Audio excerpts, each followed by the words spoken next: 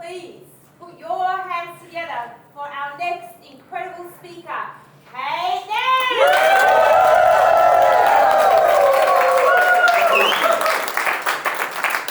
The power of perspective. I have found in life that we cannot choose the cards life deals us. We can, however, choose how we play the hand.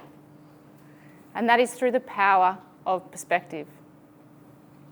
Who here has ever faced adversity or an obstacle in life that's had them sitting and feeling, why is this happening to me? And who has felt, perhaps in that moment, that that feeling was dictating your life for the worst?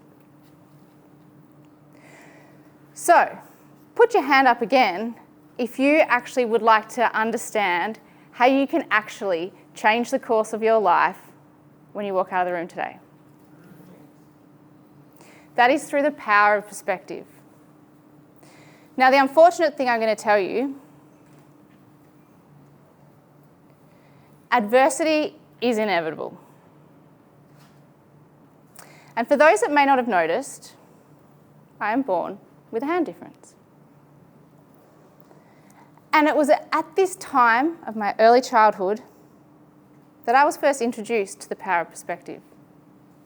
Because when I was born, my parents were told that my life would be really difficult, that Kate wouldn't be able to do the things that she might want to do.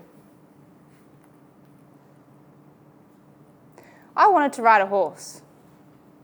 I also wanted to play the violin. And my parents were told Kate can't.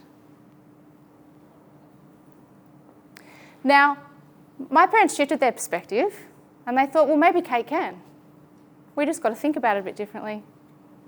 And that changed their emotions and how they felt about my situation.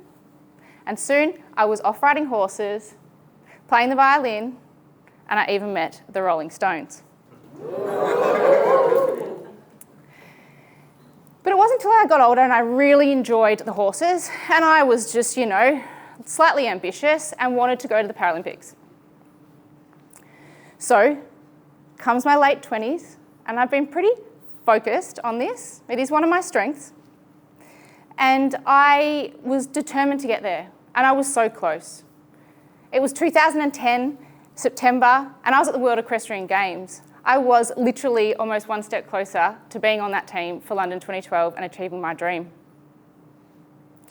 We were at the venue in Kentucky, USA. Our horses were coming from quarantine, and there I was waiting for my horse. Now, who here may not have a horse but has had a pet? Yeah? And you all would know about the unique bond you can have with a pet. Now, I was standing there waiting for this horse because he's my best friend.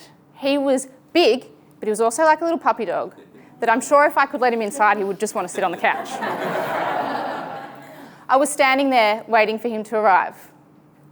And then as he came off the float, he couldn't walk properly. They hadn't picked up when he was in the quarantine in LA that he had suffered a neurological condition through the stress of the travel. And I was told he had a 50% chance of living. I then spent the next 2 weeks caring for him with one goal, to get him home. I competed, it wasn't the best, but I got him home safe and alive. But it wasn't until 3 months later where I was standing next to my mum and she was lying in a hospital bed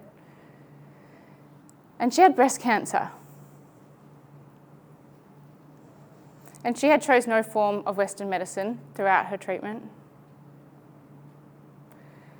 And I just experienced this moment with my horse, and that was the moment then when I stood with my mum and I lost my best friend. I was stuck in the why me because life had dealt me a pretty shitty hand. But I'd learned from a young age the power of perspective. But it wasn't in that moment that I would realise that.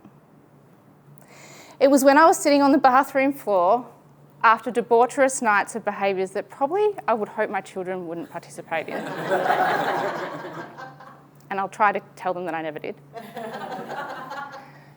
That I was full of anxiety and depression. I hated who I was. I hated how I felt inside my own skin. I had no goal, I had no best friend. My horse couldn't travel anymore. I could no longer go to the Paralympics in equestrian.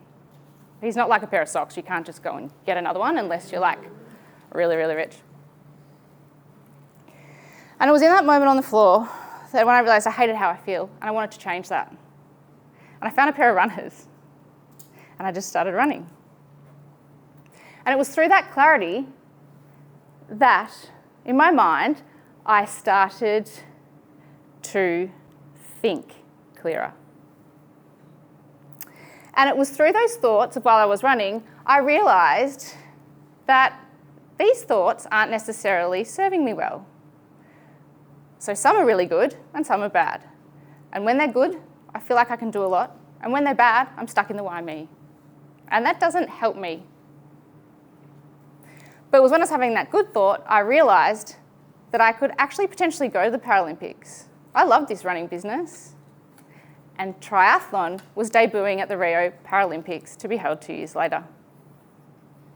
In 2016, I competed at the Rio Paralympics in the sport of triathlon after several international wins and a very successful racing career in such a short time and finished 5th. You can do whatever you want to do, you just have to change the way you think.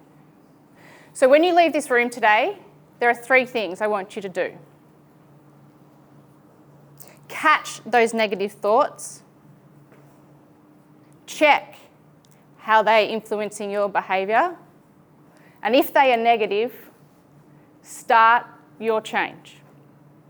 Thank you.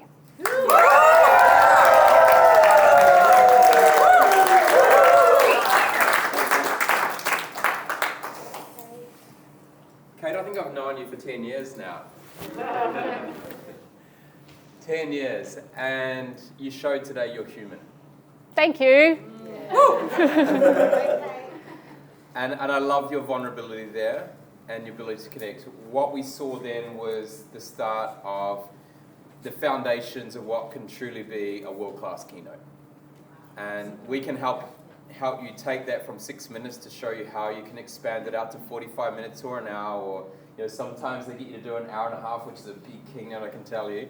But we can show you how you can do that because you have such an easy way for us to connect with your message, which is really, really, really powerful. I know you were talking about juggling between, do I be a bit of a consultant? Do I also be a speaker? Like, I see you in 12 months' time being full-time speaker. I really do. Thank you. Really, really do. So we heard of TEDx before. There's another big stage on the world, and it's called South by Southwest. And it's in Austin, Texas in March. It's huge, massive flag. I think it's about 10 days, and it's kind of the music, the arts, there's speakers, musicians, world-famous people come. And they actually brought it to Australia. Last year was the first time. It's been here as the second time now. And it is an extraordinary event of amazing minds. And now I see you on that stage. Thanks. Yeah, not just in Australia. I think we can see you in Texas in 2026. Yeah. Yeehaw! Congratulations, what a wonderful presentation. Well done, Kate. Cool. Come on through.